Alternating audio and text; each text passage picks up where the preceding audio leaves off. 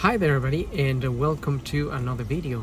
I hope everybody's doing well. On today's video I have this Volvo V40. This is a 2000 model, and I have the engine light on because it's giving me oxygen sensor or O2 sensor fault code.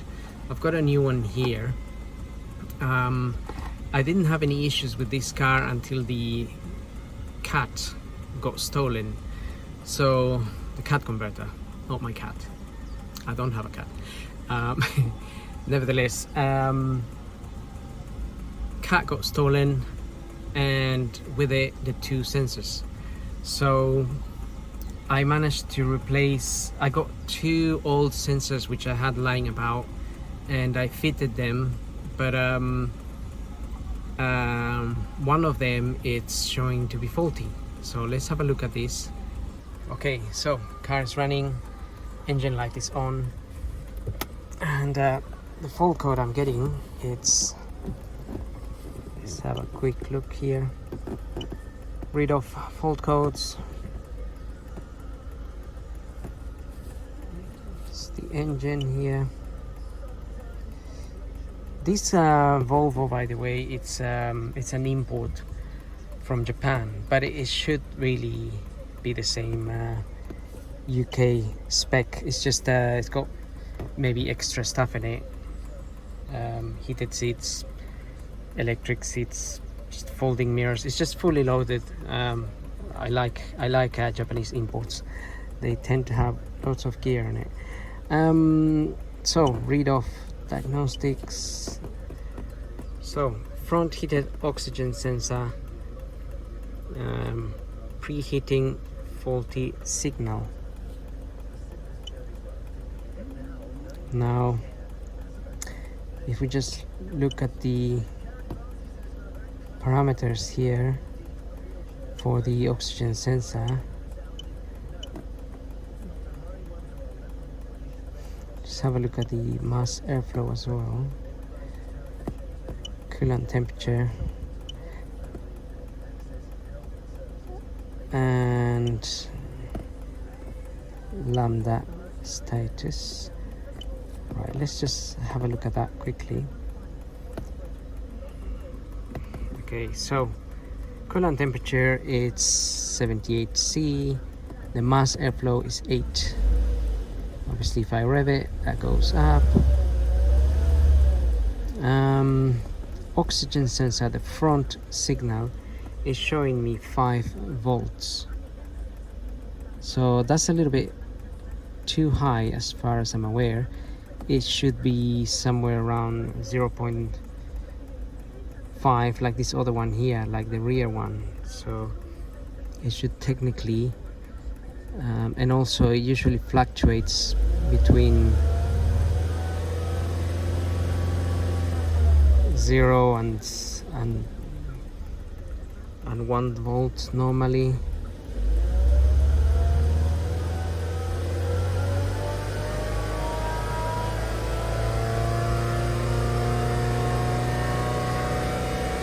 Just giving it a rev here, see what is going on. So we can see this rear sensor here fluctuating a little bit, more in range than this other one. So what I'll do is I'm gonna fit this other one here, and then we can check those values again, and hopefully that is going to sort out our issue. The thing is, I'm using an old sensor, two old sensor that I had from another car, from a Ford, which I bought a long time ago. So the thing is, I don't know if how good or how faulty those sensors are. So let's get the new one in and see what happens in the computer. I'm gonna switch the engine off to do that, and then we'll come back to here. Okay, so looking at the car from underneath, I have this sensor here I just put in there to block that hole. This other one is the one connected to the original connection here, and this is the other sensor here I've got connected to the original as well. So you may be able to see this, the colors here are not the same as the original. And we're just gonna have a look at that here now. The original colors slightly different, but I just wired this in such a way that I can easily take it out, because when I first fitted it I was having issues with it, but I just thought if I use the car for a little while I can let all the values settle, and they have settled, and I can see it's not working properly. So I just need to undo these. Obviously if you are working on your original car, you're not gonna have all these masking tape. It's just gonna be one connection.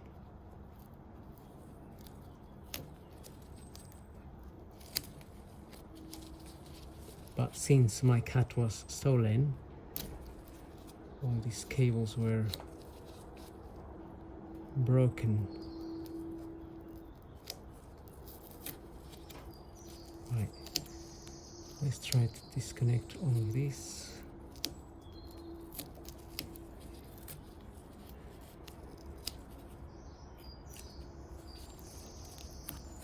So all of this was sort of a temporary fix.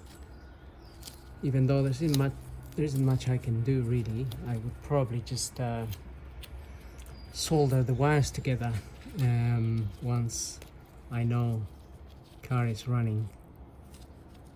Well, the car is running well, just I mean the once I got no engine light on anymore.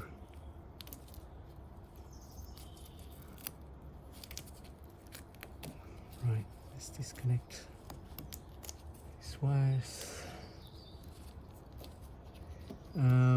Just make sure your ignition is off, because these wires could they have a voltage 12 volts. The red wire here I think is got 12 volts, because that's the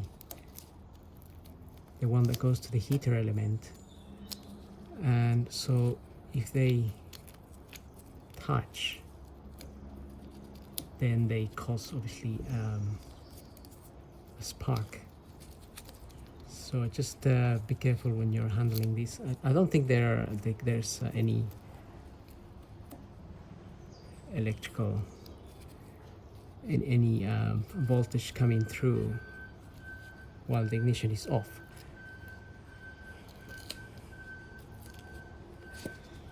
I'll have to check my theory in a minute. Maybe I get my voltmeter and check it out.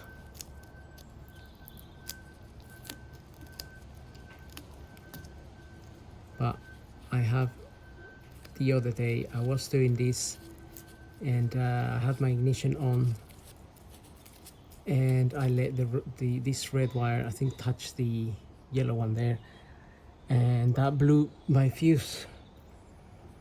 But we just want to be careful, because we want to really avoid anything blowing, because at the end of the day this goes through the ECU and whatnot. So anyway, now let's remove that.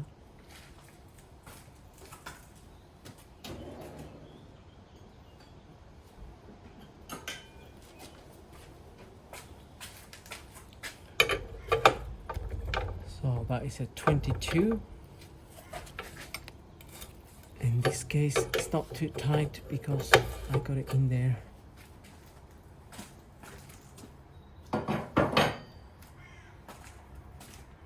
Recently, so you may find that it's a little bit hard to remove, if you're removing the original one, it could be a little bit harder than this. But luckily it's in such a position that it's actually really accessible. Right, so that's the, you can see I got it from a scrapyard a long time ago. I got this a really long time ago.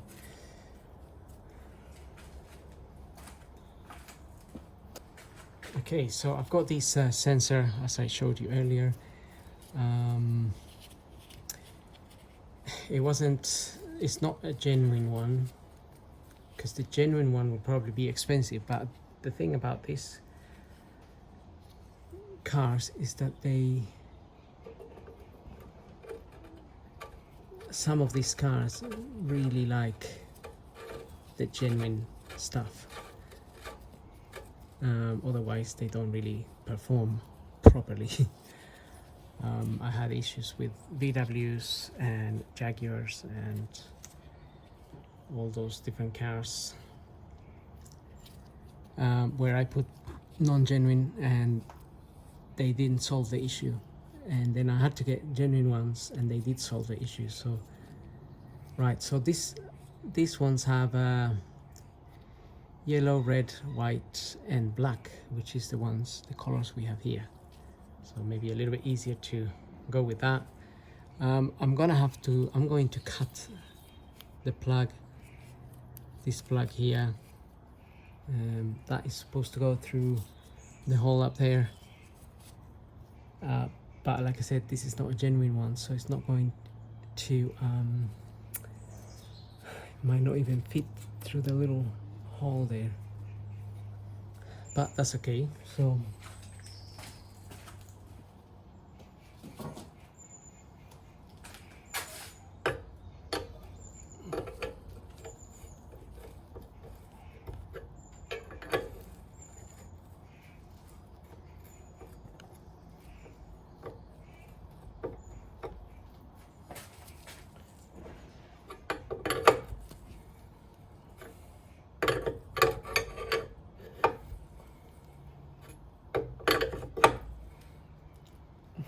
just tighten the sensor.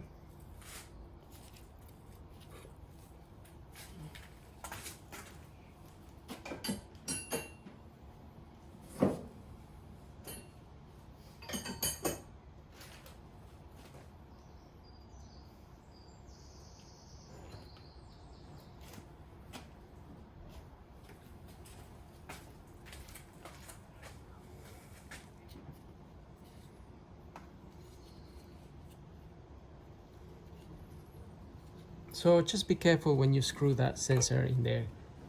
Just do it by hand first, make sure it's going in the correct direction, and then you can go ahead and tighten that.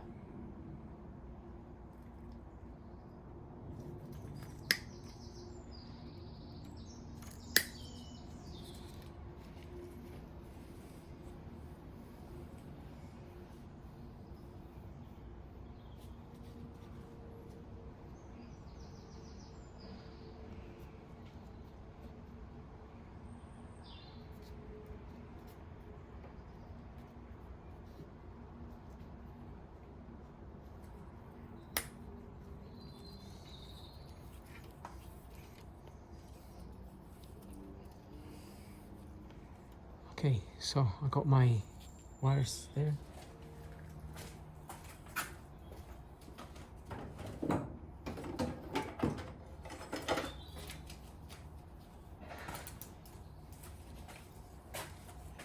And if you have a multimeter like this, you could, if you wanted to find out which cable is doing what, just put it on the 20 volts and put the ignition on, and you can measure the voltage, see if there's any voltage. So there's nothing there at the moment because my ignition is off. But if the ignition was on, you will find that this is 12 volts, this would be an earth, and these other two will be our signal wires, they'll have a low input. That will be an earth as well, and that will be the signal, which would be around 5 volts or so, 3 volts.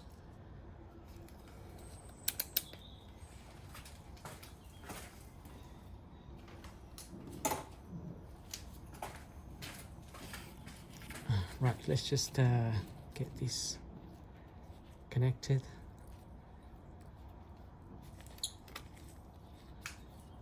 And see what's going on.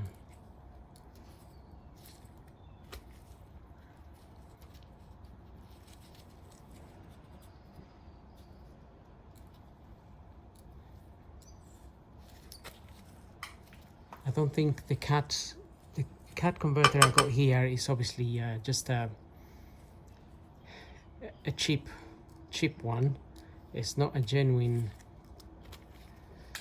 Volvo cat, because this car is from the year 2000, and if I claimed to my insurance a stolen cat, I think maybe the car would have been written off, unfortunately, which is why I didn't go via insurance. So that is the kind of problems our friends the thieves cause. And then obviously all this work that we have to do, get the car going again.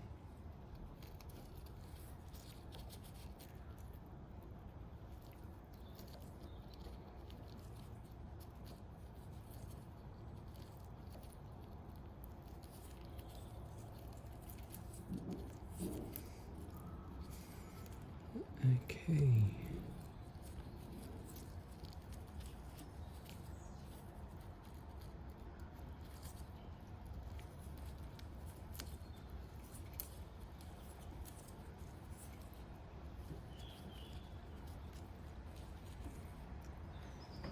So that's my connection there.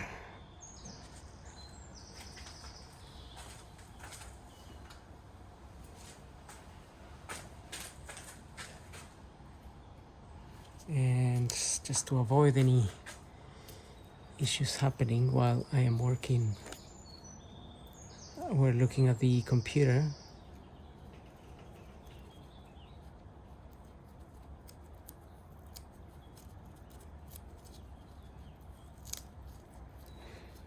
Just gonna quickly cover some of this. I mean, once we have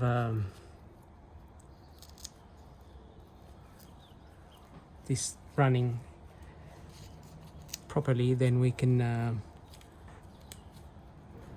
get this wiring a little bit better. Okay, that's it. I just want to avoid this touching each other, obviously. So if you have just a little bit of insulation there, we can avoid that. So I'm gonna lower the car now, and let's have a look at those values again. And like I said, this here isn't a really difficult sensor to remove either, but make sure you have the 22mm wrench, so you can remove those without damaging them. I think the easiest way, if you are going to change this, is to cut the wires and then put your 22mm in there. Because sometimes when you're trying to use the open-ended side of the spanner, it's not gripping enough. It doesn't grip properly. I've had that with other cars. It was difficult to remove them. But obviously some of the cars are in a completely different position, much more awkward, and they make this kind of tool to remove the sensor 22 mil with an opening there. The opening here is so you don't cut the wire. Okay, so if you're replacing the oxygen sensor, the front one, the connection for that one, unlike me, obviously mine were ripped off, so I wire them underneath, but I think I'm gonna need a genuine one, because the one I wired isn't really working properly. So the connection for the front, it's this one here, and to get to this you need to remove the whole center console here. It's not really that difficult, it doesn't take that long. Just watch my other video if you want to see how to remove that, but then you will find that the connection for the sensor, it's just here, and you can unplug it there and remove it from there. But in order to get a little bit more room here, so there was a carpet here, that carpet is just held in by a one Phillips screw in there. You undo that screw and this bit of carpet will come out, give you access here. And then I remove these two 10 mil on this side and the other side, so I can pull this ECU unit here out. Turns out I think there's a gearbox unit here, and there's also the actual ECU, or this is the, maybe this is the, yeah, ECU, and this is the gearbox module. So if you looking for those, here's where they are. And this sensor, now we can see a little bit better.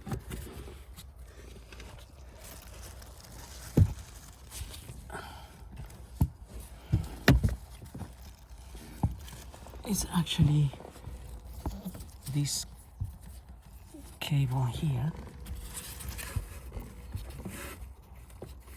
this one, and it goes down there. It goes down into the floor and it comes out underneath by the heat shield exhaust area. So you need to unplug it here and then pull the wire out that way, basically. So mine isn't, like I said, mine isn't really working properly. This is something I'm gonna have to change. So I wanted to really get it out as well, so I can go ahead and change it. So I think here we just have to press the clip on the side and get that out.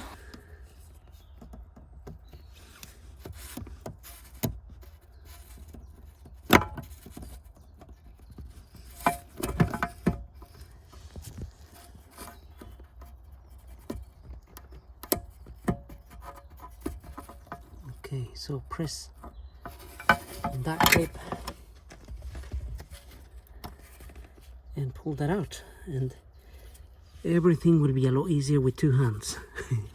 I'm just obviously trying to hold the camera here while I do this.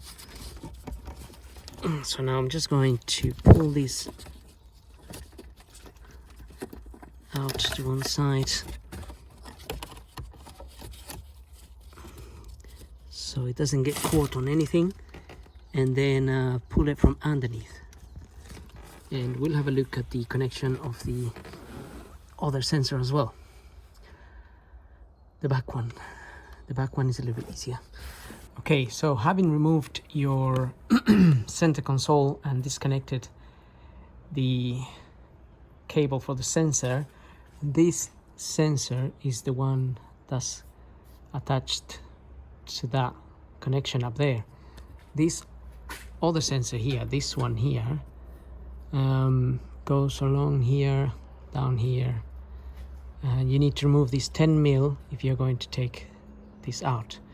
So if you take this little grommet out, you will find your cable in there, but that's the reason you need to loosen this here, because it won't allow you to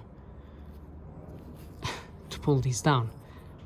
But basically, if you pull this down like this, the cable is just in there, and the connection is literally in there. You can just take it out. So I'm just gonna put this back in a minute. If you're changing the sensors, I think you should use genuine sensors. I have this is an aftermarket one, and this is genuine, but this is from another car. And to be honest, I'm still having issues with those sensors. They're not doing the job properly, and the car is idling very rough. So I think I'm gonna have to bite the bullet as well and go with genuine ones. So this one, it's basically, again, you pull this grommet, this little rubber out, and then you will be able to pull the cable out, the one that you loosen up there. So you might need to go into the car again if it gets a little bit stuck somewhere. But basically, the connection will, there we are, that's the connection there. And that is what, once you get that out, you can then remove the sensor here. Now, like I said, that's a 22 mil, and if you're sure that you're replacing the sensor because it's faulty, the best way to get this out is by means of using this side. So normally I would cut the sensor cable there, fit this in and undo it with that end. It's a much better grip to do it. And sometimes you need the help of another wrench attached to this one in order to undo it. You can also apply a little bit of WD-40, just depends how long it's been there. And obviously, in my case, cat was stolen, so these are fairly easy to remove at the moment because it's all new. So these are quite easy to undo. But I'm gonna leave that there for now. And the same will be on this one here. But again, cut the cable, fit it there. What I have been reading is that sometimes if this sensor is faulty, it can show up as a fault on the front sensor. So you end up changing the front and it doesn't solve the problem. And it turns out to be the back. So that's why you need really an OBD to read the voltages of the sensors. And that will show you what they're doing. So they're supposed to fluctuate between 0 and 1 volt. I'm getting up to 5 volts on this one. I'm getting, yeah, this one seems to be fluctuating properly, but I'm still not 100% sure whether it's the correct resistance on that. So, and since this is not genuine, I'm in a bit of a predicament because I may need to get obviously 2 of them, and I normally would look for them genuine second-hand ones on eBay that plug straight in, because this one I bought was cheap enough, £26 or whatever, brand new, but I don't think it's doing the job properly. Hence I'm still having a problem.